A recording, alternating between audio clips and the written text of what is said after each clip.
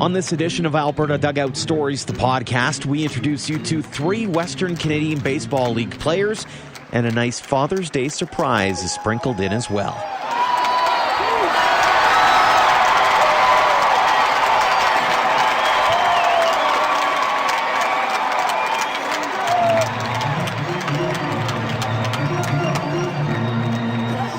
Welcome to episode 39 of Alberta Dugout Stories, the podcast. I'm Joe McFarland.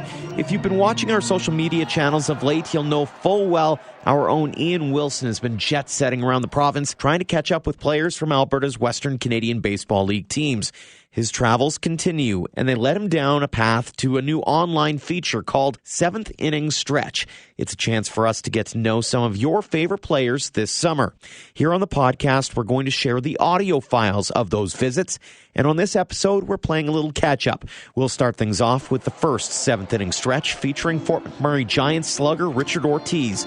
The Louisiana native has been a source of power for the Giants, hitting .308 with 4 home runs and 18 RBIs in the first 16 games. It also comes after a successful spring with Grambling State University. First of all, congrats on that home run today. You've been what's in the water here that you've been hitting so many home runs so far this season? Nothing special. I played here 2 years ago. I know how the system works and how everything works, so just try to make it better of it. This is my last year playing here and my last year already playing baseball, so try to make the best of it. What enticed you back? You missed a year in last year in terms of coming back to this league, but why did you want to come and play in this league again?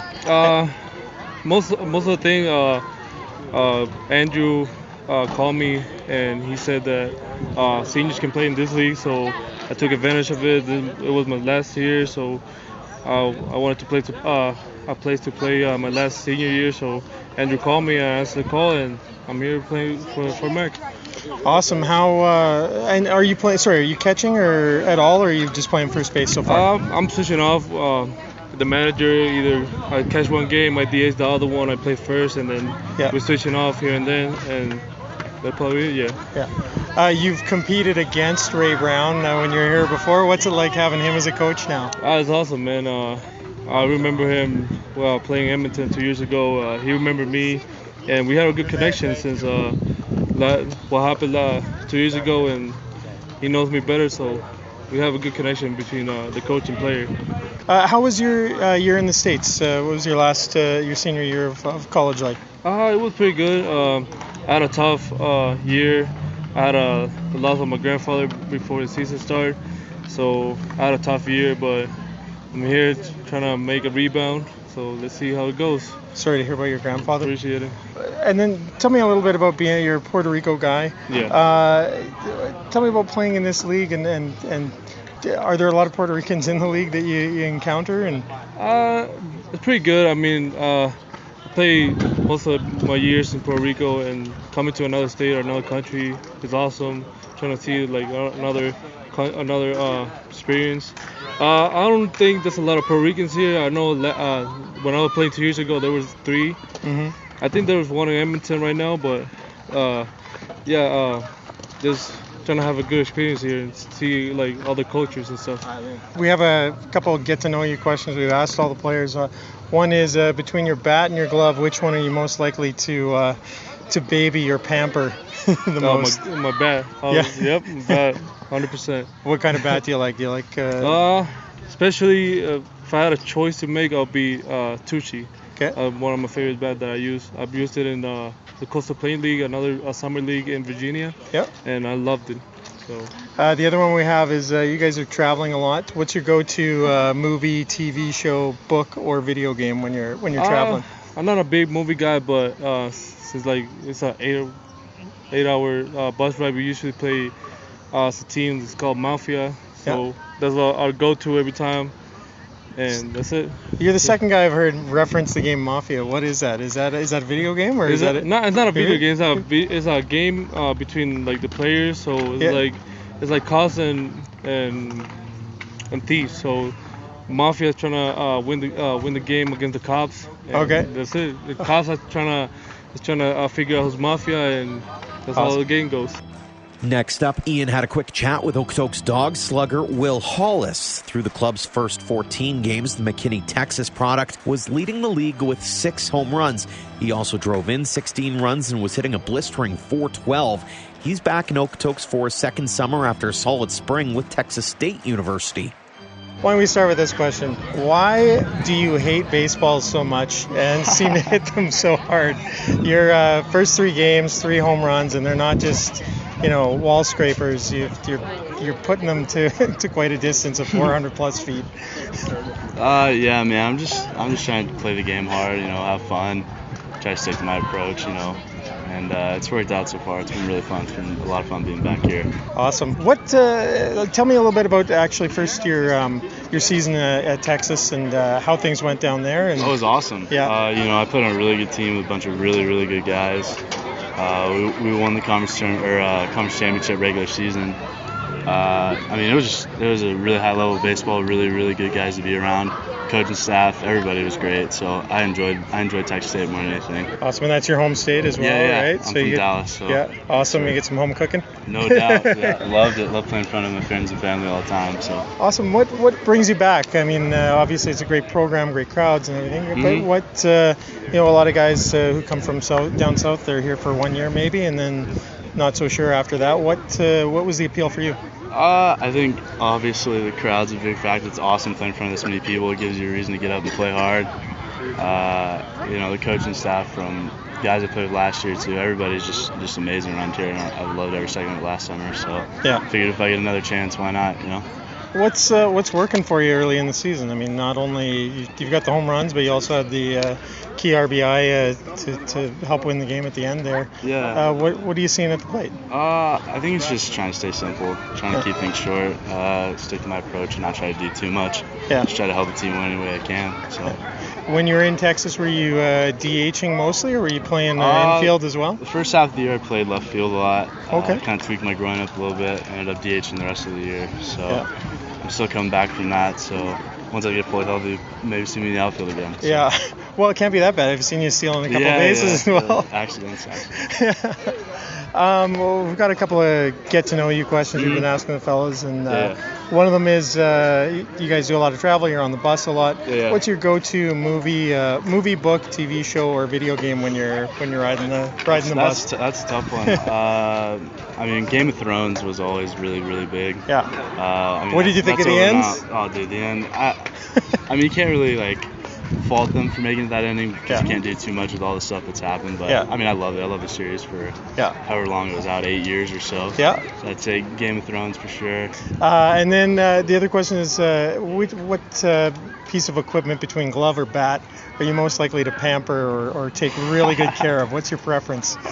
Honestly, probably a bat. Yeah. I get kind of nervous sometimes. I'm like, man, I hope I don't break this bat. I love this thing. Yeah. But I like to shoot the bats well, Yeah, so. And what kind of, give us the dimensions of the bats that you like? What, you like a heavier bat or? Yeah, I like kind of in the middle. I like a balanced bat with a bigger barrel. Yeah. The model I really like is called CB15, which is Carlos Beltran. Okay. One of the greats of all time. So I like swinging that, and that's what I got right now. And finally, the latest 7th inning stretch profile, just posted on AlbertaDugoutStories.com, is with Edmonton Prospects pitcher Taryn Oulton. He just finished his senior year with William Woods University and was the club's workhorse. The St. Albert native ranked 9th in the nation with 88 1/3 innings on the mound, going 5-7 with a 3.87 ERA. He also broke the school's record for complete games with 8, on his way to being named to the All-American Midwest Conference second team. First off, congratulations on a great season with the Owls. Tell me what it's like to be back in Okotoks. This rivalry, this just the whole scene. What's it like to be back here? It's good. I grew up playing against Okotoks, so I always want to start against them and get the W, and I know they're going to be a left swinging team, so I try to throw a lot of sliders and a lot of stuff away from them. How was it getting the ball for the season opener and the home opener? It was awesome. It was good. We had a good crowd, and it made me feel welcome home when they introduced me. We had a good crowd for it. The home guys got a good applause, so it made me feel welcome home for sure. Yeah. Tell me about your Owls experience, because that was your senior year. Yes, sir. You set a new record for complete games. Yes, sir. Pretty good run, pretty good season for you. How do you reflect back on your time there? Basically what I did is I just tried to be as good as team guys I can, get outs as much as I can. I didn't look for strikeouts. I just looked to fill up the zone because walks only hurt us. And, I trusted my offense. Sometimes they had me, sometimes they didn't. And I know that's just baseball. And I can just do what I can control. And it turned out to be a pretty good 2 years for me there. Tell me about all the innings you pitched there. And I mean, you seem to, I don't know if you take pride in being that workhorse type of guy, but does it get to you pitching that many innings, or do you just love it? No, I love it. I love it when they just want to send me back out there, even if I'm probably not supposed to. Makes me feel like they have confidence in me, and then it gives myself confidence. So it kind of boosts me, gives me a little adrenaline, so I can get the job done. How about the transition coming from, you have logged a lot of innings in that season, you come to the summer, do you have any worry about wear and tear getting to this part of the year? Is it just guns out and go for it? It's guns out, I'm ready to throw out my arm for the boys, so I'm ready to throw as much as I can. And how do you approach the season? What's obviously the goal is to win it all and get back get back to the playoffs and have another run. How do you look at this summer? I mean, it's kind of the last season in the WCBL as well. Yeah, as far as me, I just make sure I get my work in during the weeks and give my team the best chance they can to win. And I know we got a lot of good guys that get their work in too. They're smart, they don't screw around. So I know we're going to have a strong staff, a strong offense. So as long as we work hard, I think we'll be okay. What's it going to be like seeing Ray Brown? I don't know if you've played. Did you guys play Fort Mac yet or no? Yeah. What's it going to be like seeing him on the other side? It's going to be good, but we definitely want to beat him now that he's on the other side. Yeah. And how about Jordan? Tell me about Jordan stepping in. You obviously would have known him, from his time with the organization, but he's in that new role. What can you tell me about him as a new head coach? He's awesome. Ray Brown was a good coach, but we kind of took away the age gap, so we get each other a little bit more. We're on the same page with how we work and how we do things. So I guess the younger guys connect with him better than Ray Brown does. Yeah. He's a little more lenient. A lot of turnover in the roster this year. I was looking at it, I was like, holy, there's I don't recognize most of the names there. How is it just kind of coming together and gelling with the new guys? It's good. We got a ton of new guys, so they're all in the same Horizon dorm in Edmonton, so they all hang out, they all mesh really well. And then us local kids, there's like 3 to 6 local kids somewhere in there, and we all kind of know each other too. So basically it's the local guys and the new guys getting together, and we'll have a good team. We'll be close. Bit of a question out of left field, but we like to kind of get to know your personality a bit as well. What's your go-to either movie, book, or video game when you're on the bus? Entourage, the TV show Entourage. Yeah, we watched that with William Woods all year. Yeah, awesome. And why that? Was it just something that you guys started? Yeah, there's lots of shows, so we knew we'd always have something to watch, and all of us were interested in it. We couldn't even sleep when we wanted to. So. And does it hold up? Oh yeah, absolutely, absolutely. Awesome. Well, thanks for your time. Yeah, no problem. Good luck this season. Thank you very much. Last but certainly not least, we bring you something special. Ian had a quick lunch chat with Mike Soroka's dad, Gary, in preparation for a story for Father's Day this past weekend. For those who don't know, the Calgary native has been lights out so far this season with the Atlanta Braves. He and his dad were also the focal point for a pretty special moment over the weekend with Gary throwing out the first pitch to his son. I was talking to Mike Soroka last night. He said even after a late night, they were going to play catch before they went to bed to get his dad ready to go. It was a good pitch, and he said his dad, obviously, when he was growing up, used to catch his flat ground, so he was looking forward to catching his dad for once. So happy Father's Day to Mr. Soroka. What a son you rose. It was a pretty lengthy chat, but here's just a few minutes of that conversation between Ian and Gary. And of course, for the full story, head to albertadugoutstories.com. Where does that side come from? Like, where does that, is that something, is that how you are? Mom. Yeah. Or is it a bit of both because he definitely, you can tell he's a guy who does his homework and he doesn't get outwardly amped up, but outwardly I think is the key, and I think I don't know. I don't to say you teach your kid. I think a lot of it still is, personality and what have you, and I think, but I was never one to I wanted to make sure that the game was always that, just a game. Yeah. There's no, I never, there wasn't any of these long, reaming out in the car type of thing, Right. Where, we saw some of the other parents that just felt sorry for those kids. But we always kept it a game. And I mean, the only two things I always, wanted out of him is I want you to enjoy yourself, and I want you to put your full effort into whatever you're doing. Sure. And, I think I always made sure that he owned what he wanted to do. It wasn't me or Sally or anything. It was, you're doing this because you want to do this. And I remember this as clear as day. We were coming back from a hockey game, and he was a goal. I think he probably got shelled that night or something. I can't remember. A couple of goals that shouldn't have gone in because certain people made mistakes and blah blah blah. And so he's going on and on. He's just Matt. I turned around to him and I said, you know what? I said, that's the game. I said, if you don't want to play hockey anymore, I said, that's fine. I said, there's a ton of other sports out there. I said, we'll go and play something else. Yeah. And I could see no. I don't mean it that way. He was like, no, I want to keep playing. I think he knew that, I didn't, despite the fact, I play hockey or whatever. I had no expectations in him. I want him to, it doesn't matter sports or career or anything else. I think if you're doing what you love to do, you will, good things will happen.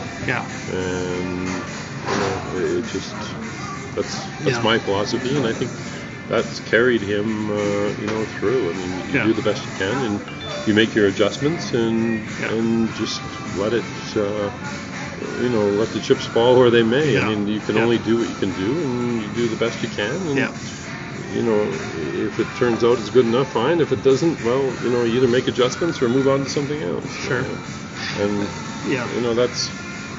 That's it. There's no more complicated than that. Going back to his, I guess, around the time he was drafted or right before then, did you? So you've got a talented boy that is doing quite well in this sport. He's by that point he's focused on baseball. Did you know that he was going to be drafted that high? Or did you how did you kind of enter that year? No, there's obviously rumors or whatever that you could go, but as with the draft's very fluid. You learn that you learn that quickly. Guys up and down up until last minute kind of thing. Teams have boards of guys that they want, and somebody that they wanted maybe gets pulled off before, then they drop down to the next guy, and we were just it was we didn't know. Nobody had come to us and said, we're going to take you with our first pick. It was totally a surprise when the Braves called his name. How was that, Dave? That must have been. It was very cool. It's kind of nerve-wracking. It was good till I think both of us were kind of hanging around the house waiting for the online thing to start, and I think it's probably about 4 o'clock. I don't remember, it was 6 or 7 o'clock our time. Maybe it's 5 o'clock. But we kind of, let's get it over with. Come on. We're gonna find out, and that's kind of that's how that went. It was it's still it's still like a dream. It really is. It's not something that you can predict. It's not something that it's just it's crazy. That'll do it for this edition of the podcast. A big thanks to Richard, Will, Taryn, and Gary for coming on, and of course to Ian for doing most of the work this week. If you haven't already, make sure to subscribe to the podcast on Podbean, Apple Podcasts, or Google Play, as we have more great stuff coming in the weeks ahead. And while you're at it, leave us a rating and review. Those kinds of things help us garner even more attention. We just recently surpassed 4,000 downloads, so thank you to all of you for your time and enthusiasm regarding the podcast. It has been very much appreciated. Thank you all so much for your support of Alberta Dugout Stories, regardless of the platform. We'll see you again next week.